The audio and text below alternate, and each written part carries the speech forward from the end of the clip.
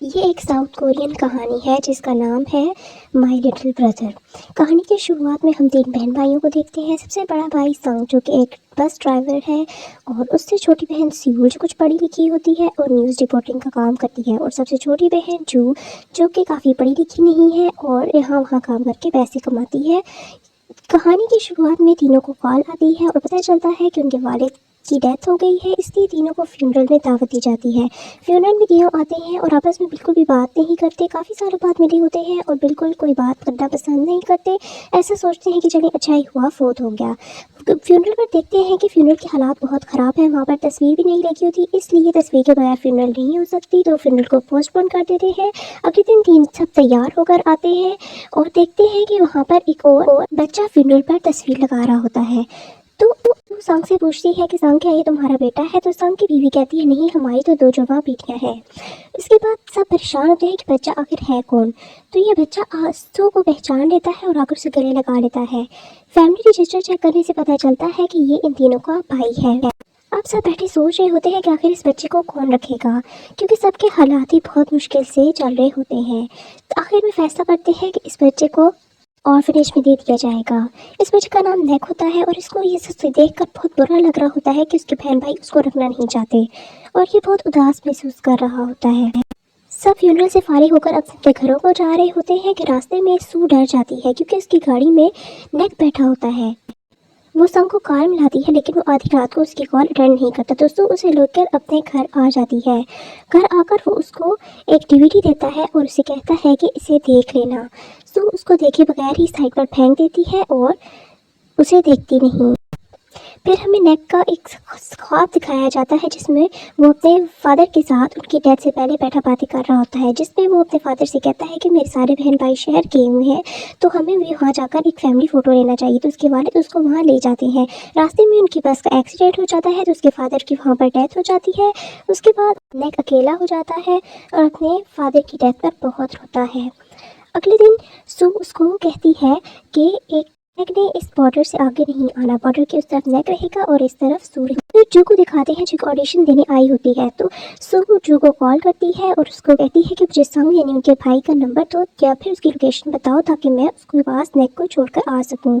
जू जिसके हालात बहुत ख़राब होते हैं, जिसके पास खाना खाने को भी पैसे नहीं होते, वो संग को कॉल करके ब्लैकमेल करती है और उसे कहती है कि मुझे कुछ पैसे दो, नहीं तो मैं सू को तुम्हारा पता बता दूंगी। इसी दौरान उनको एक आदमी नजर आ जाता है जो उसके पैसे खाकर भागा होता है, तो वो उसके पीछे भागता है।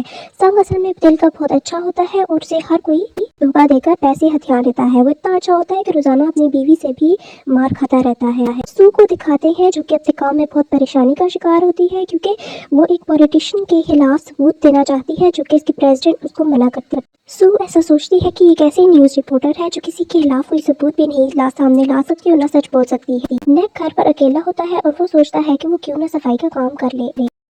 सू जब घर वापस आती है तो वो उसको डांटती है कि तुमने मेरी चीज़ों को क्यों छेड़ा। शाम को संग भी घर आता है और आकर अपनी बहन को कहता है कि वो अब नेक को अपने साथ रखेगा और वो अपने भाई का बहुत ख्याल रखेगा, और वो ऐसा कहकर उसको ले जाता है। सू ऐसा सोचती है चलो अच्छा ही हुआ, जान छूटी।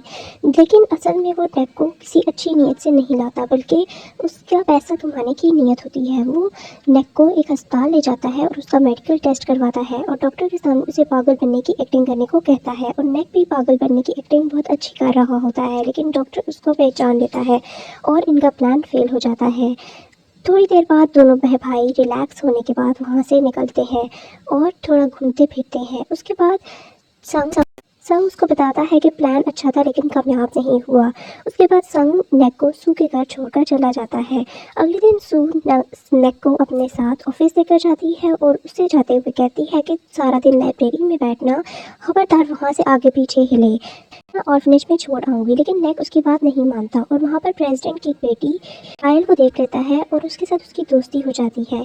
पायल जो कि एक एक्ट्रेस थी और प्रेसिडेंट की बेटी भी थी जो इस पूरी बिल्डिंग का मालिक होता है। खेलते खेलते प्रेसिडेंट के रूम में आ जाते हैं, वहाँ आकर छुप लेते हैं। नेक प्रेसिडेंट और उस पॉलिटिशियन जिसके बारे में सुनने रिपोर्ट तैयार करनी थी उनकी बातें आपस में सुन लेता है और वहाँ से चुपके से निकल जाता है।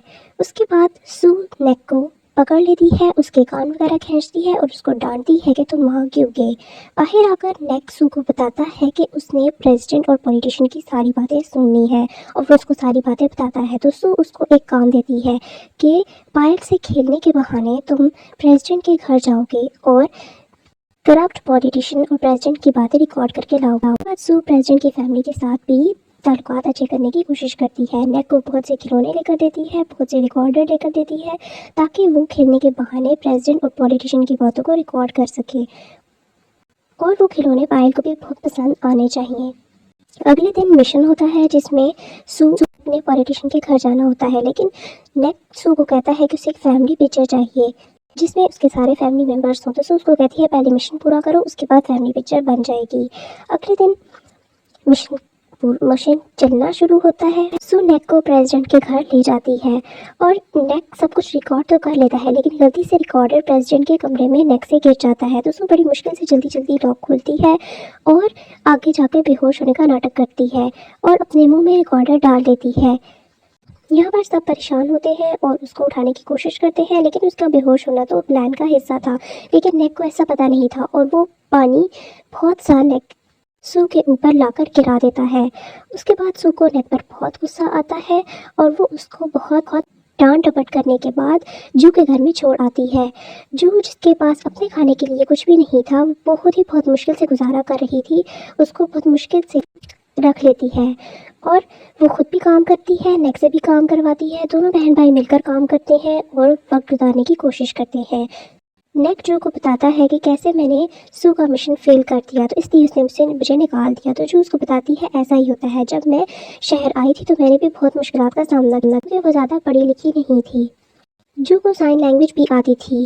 यहाँ पर हमें पता चलता है कि इनकी मदर जो कि बोल नहीं सकती थी, उनके लिए जू ने साइन लैंग्वेज सीखी थी। अगले दिन नेक मिसिंग होता है। तीनों बहन भाई आपस में राब्ता करते हैं कि नेक कहाँ चला गया, लेकिन तीनों को नेक की कोई खबर नहीं मिलती। इतनी देर में सब बहन भाई उसे ढूंढते ढूंढते एक जगह पहुंच जाते हैं जहां पर नेक प्रेसिडेंट की गाड़ी में छुपने की कोशिश कर रहा होता है और वो छुप भी जाता है। अब नेक प्रेसिडेंट और पॉलिटिशियन की बातों को रिकॉर्ड कर रहा था और वो रिकॉर्ड कर भी लेता है, लेकिन अचानक से ब्रेक लगने की वजह से नेक आगे की तरफ जाकर गिर जाता है, जिससे प्रेसिडेंट उसको देख लेता है और गाड़ी के दरवाजों को लॉक कर देता है और एक सुनसान जगह पर ले जाता है। पीछे उस तीनों बहन भाई भी आ रहे होते हैं। वो नेक को निकालकर बहुत मारता है और उस डिवाइस को भी तोड़ देता है। सू नेक को और रिकॉर्डर को बचाने के लिए आती है तो प्रेसिडेंट सू को मारता है। इसके बाद संग वहाँ आ जाता है और प्रेसिडेंट को बहुत मारता है, जिसके बाद प्रेसिडेंट सू को वो नौकरी से निकाल देता है और कहता है तुम्हारा कैरियर तो मैं बर्बाद करके रहूँगा। उसके बाद सू अपने बहन भाइयों पर गुस्सा होती है और कहती है तुम लोगों की वजह से ऐसे हुआ। उसके बाद रात को दिखाते हैं तीनों बहन भाई मिलकर डिनर कर रहे होते हैं। नेक भी उनके साथ होता है। वो सब नेक के बारे में बात करते हैं और रियलाइज़ करते हैं कि नेक की वजह से वो तीनों बहन भाई कितने करीब आ गए हैं। पहले तो वो सालों तक कभी नहीं मिलते थे। तीनों अपने हालात बताते हैं। सब बहुत मुश्किल से गुजारा कर रहे होते हैं, खास करके जू, जिसके पास तो खाने के भी पैसे नहीं थे और बहुत मुश्किल से गुजारा कर रही थी। तीनों बहुत मुश्किल हालात में होते हैं। उधर नेक रो रहा होता है क्योंकि वो सब उसको ऑर्फनेज में छोड़ने की बातें कर रहे होते हैं।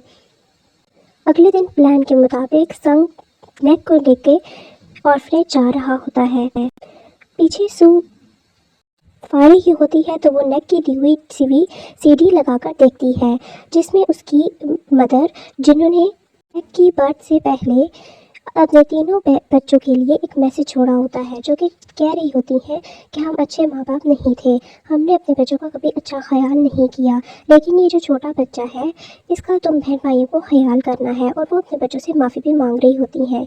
उसके बाद नेक मिसिंग होता है। तीनों बहन भाई पुलिस ऑफिसर के पास जाते हैं और नेक को ढूंढने की कोशिश करते हैं और वहाँ पर पुलिस कैमरास वगैरह से पता लगा लेती है कि नेक अपने गांव चला गया है और अपने मदर फादर की ग्रेव पर बैठकर बहुत रो रहा होता है। इतने में सारे बहन भाई भी उसके पास पहुँच जाते हैं और उससे माफ़ी मांगते हैं कि उन्होंने उसके साथ अच्छा सलूक नहीं किया। उधर सू पॉलिटिशियन की रिकॉर्डिंग भी पुलिस को दे देती है और जू को साइन लैंग्वेज टीवी में भी काम मिल जाता है और सब बहन भाई मिलकर अपनी एक फैमिली फ़ोटो बनवाते हैं।